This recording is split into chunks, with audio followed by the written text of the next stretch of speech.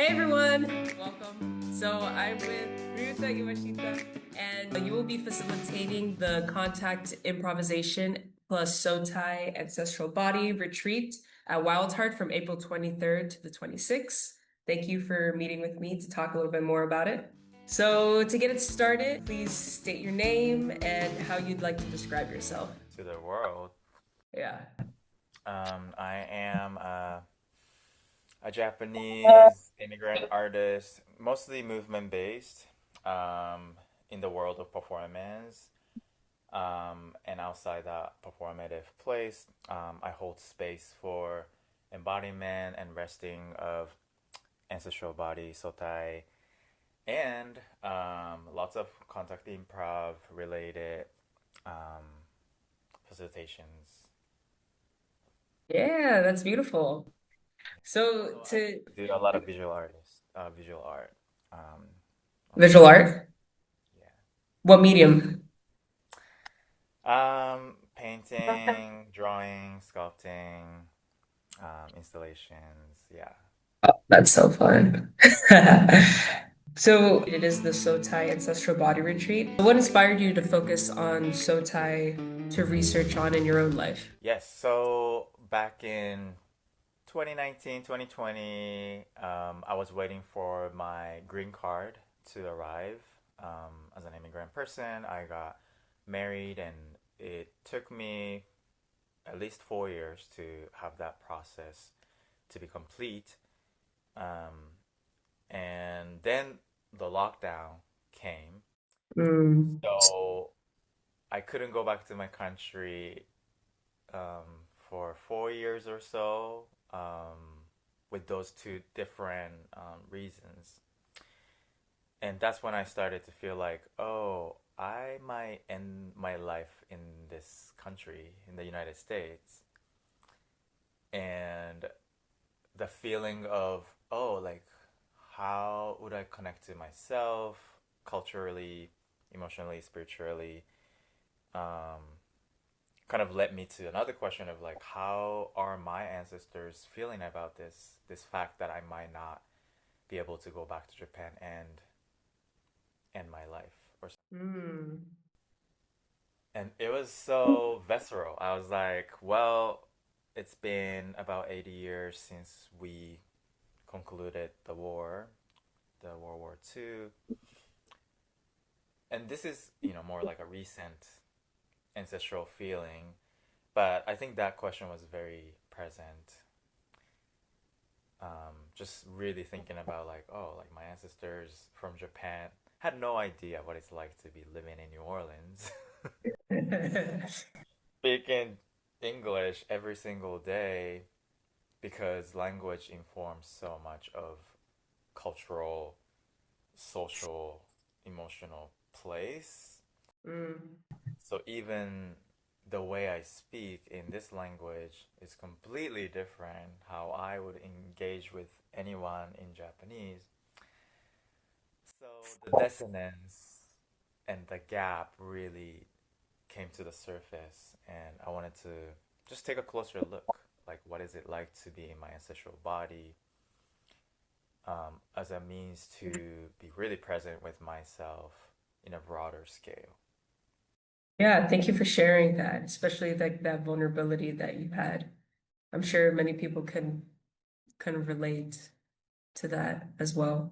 What does it mean to enter a liminal state in your work? You mentioned that like SOTAI, you're able to enter this liminal state and it allows you to go into kind of like this magic and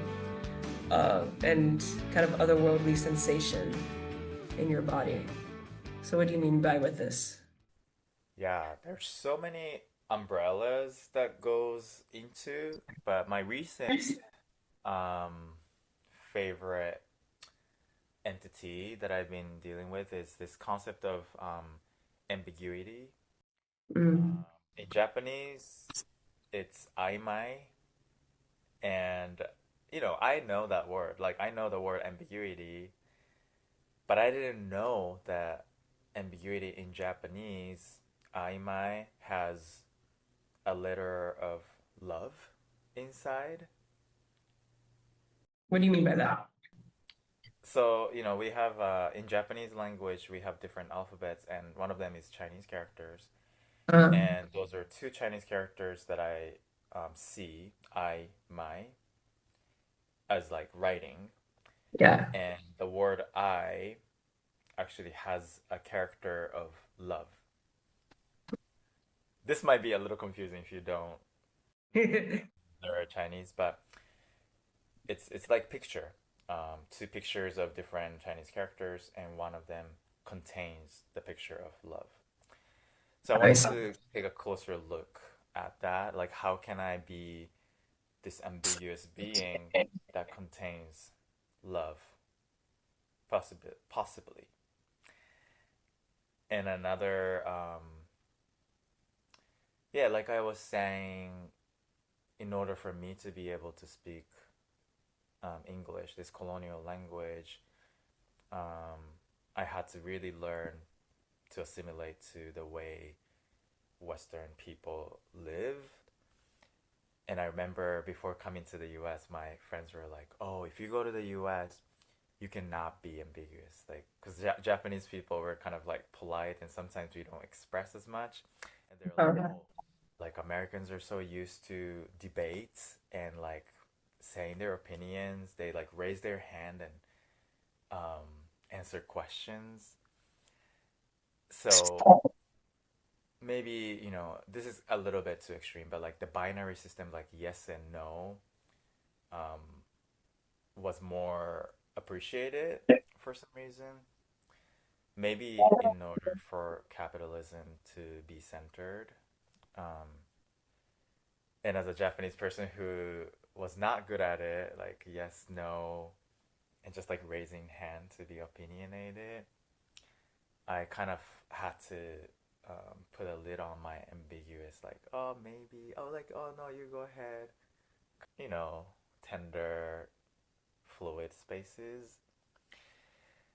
So even in that cultural, like, social sense, I wanted to bring back that ambiguous self and honor that, not knowing yes or no, but kind of opening up that liminal space for other beings to enter and let them make decisions for me.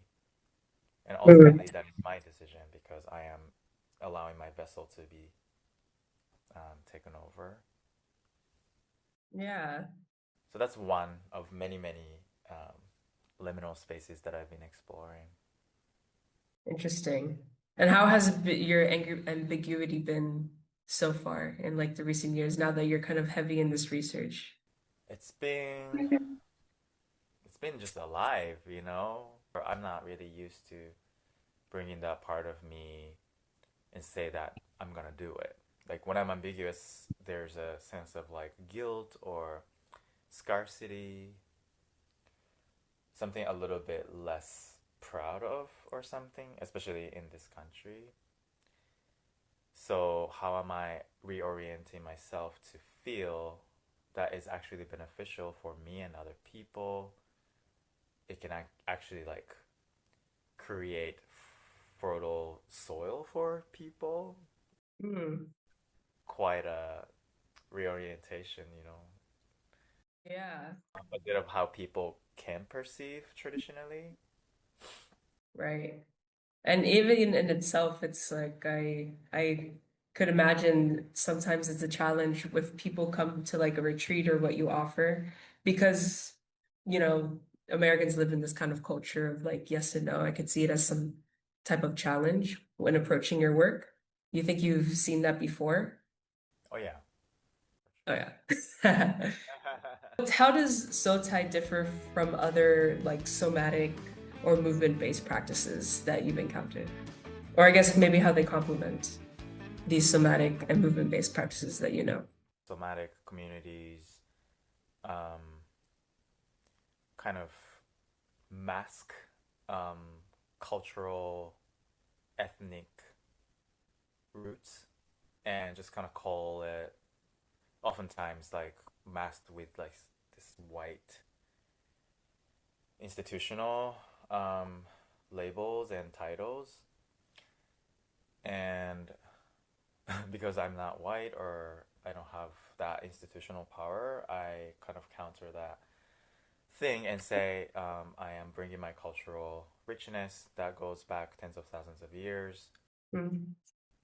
Plus, as someone who has been in multiple cultural spaces as an immigrant artist, I am bringing that lived experiences of being in liminal spaces and center that as a new um, language for somatic experiences. And I think, in this politically charged world, sometimes even the word somatic means um, certain things for certain people. Mhm. So sometimes I don't even use that word because it always already has connotation to it. Um, and maybe that's why I had to like really come back to myself and like what is my research exactly?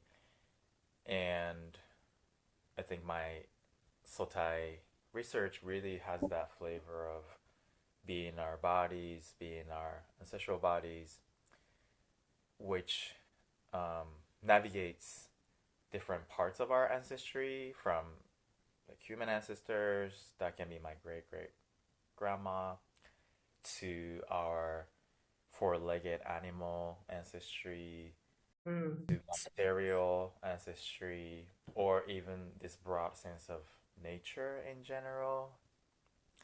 Coming back to this statement of like, we never left nature. Like, we sometimes say, like, oh, let's return to nature and blah, blah, blah, but we are nature. So maybe that sort of like expansive um, lens to look at ancestry is already somatic. It's already in our nonverbal, less brain place, or maybe more inclusive bodily place. And some people call it somatic, and I'm like, okay, sure. And it's framed as a contact improvisation retreat. What role does contact improvisation play in this work and I guess throughout the whole retreat? Yeah, I do use a lot of contact related exercises to bring touch in my work as a portal to access these states of SOTAI. Mhm. And yeah, I do enjoy sharing my work in relation to contact improv because I do have strong background in that art form, and my mentors in Japan, they also practice contact improv. I mean, as simple as that, like that is my language, part of my language, and just to have a basic foundation for people to arrive when we are accessing something very nebulous and Mm. expansive. It's good to have a little bit of common language amongst practitioners, and yeah, I use contact as that. Accessible for beginners. I'm not expecting anyone to have the background for contact improv. I will bring some fundamental elements of contact so that everyone can find that common ground together. Mhm. You mentioned that anyone can benefit from this ancestral deep breaths. Like you just said, it's open to anyone, not just like dancers, CI practitioners, and whatnot. Allowing yourself to have this deep breaths prepares people to show up in the world with more YOYUU. It says a Japanese word for ease and spaciousness of the self. What does YOYUU feel like in the body to you? Yeah, it's a very like common word that we use in Japanese, but somehow it's hard to translate in English. Hmm. And that's when I feel like, okay, here's something that I can offer to this culture and society, because it clearly means that y'all don't use that in a relational sense, especially like when do you actually talk about like this ease and spaciousness that I always cherish when I'm just trying to be myself. When I'm talking to people, I always always have to remind myself like, oh, I don't have to perform, I don't have to be anybody else. And that awareness requires so much of YOYUU because that's kind of like the like expansion and spaciousness that I bring to remember like, okay, like I don't have to be contained in this tiny box and labeled. Like I am actually more than that. Mm. And somehow I can show up for my partner, my friends, my mentors, anybody that I want to just offer myself towards. And this word yoyu is like it's so versatile. You can also use it for your wallet. Like, oh, I have some like yoyu in my wallet means like, oh, I have some like financial like spaciousness. Um, or it can be, yeah, my emotional yoyu or spatial yoyu. Like, oh, there's some yoyu in that space to park your car. So it's very versatile. Maybe it's just space. Like space is kind of another translation.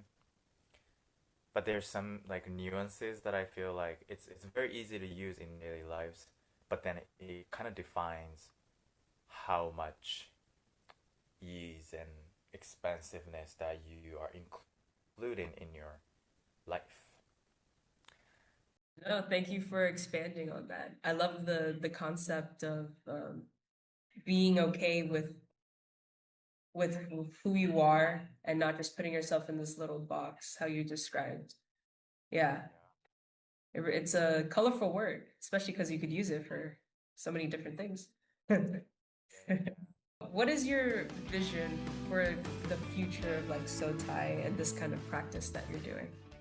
Couple of ideas. I think one is to collaborate with people who are knowledgeable about like biology or anthropology. Um, I've been talking to like marine biologists about my concept and how like fish migration can relate to my life as an immigrant, and there's some ancestral body cohesiveness between those two concepts. I'm interested in talking to like Taoist monks or anybody who has like just like richness in their researches that Mhm. I think can really fertilize my research soil in Sotai practices. So yeah, just like collaborative kind of, yeah, extending my legs in different directions that I've never done on top of these collaborators that I've been in conversations of. And the other part of my vision is like, how can I bring this concept into community building, into just like life building for myself and for other people? Because it's really not just about dance or somatic practice. It really goes beyond that. And maybe same as YOYUU, it's not just, precious fancy lingo for embodiment. Like it really goes into like my wallet or parking my car, you know? Yeah. So yeah, maybe extending into that realm of daily lives and maybe somewhere that's really tender in myself. Like who are my people? Who are my um yeah, just like where's home? All these like really expansive questions that I Mhm. am always asking as an immigrant person in the US. Right. When people come to this kind of retreat, what can people expect to kind of go through within these 4 days? My first thought is like, what are their expectations? Because Mm. I can respond to this question in relation to their expectations sometimes. I think a lot of dancers who've been to like dance retreats, like somatic embodiment related retreats, I've seen rigor. I've seen a lot of like from the morning to the evening, like one thing after another, and you're just like eating and like socializing, and you like rest for like what 30 minutes, and then like afternoon session starts. Um, I don't want that to be a norm in my retreat realm because that feels very capitalist. So I think in my description, I also mentioned how, yeah, YOYUU is in spaciousness to be centered in my retreat. And that's part of the reason why I chose 4 days instead of like 2 days. I know 2 days is easier for people to attend, but just to contradict that norm of, okay, let's do 2 days. Like you arrive, do that work, and leave the next day. Like that already feels like contradictory to the concept. Yeah. There's no rest.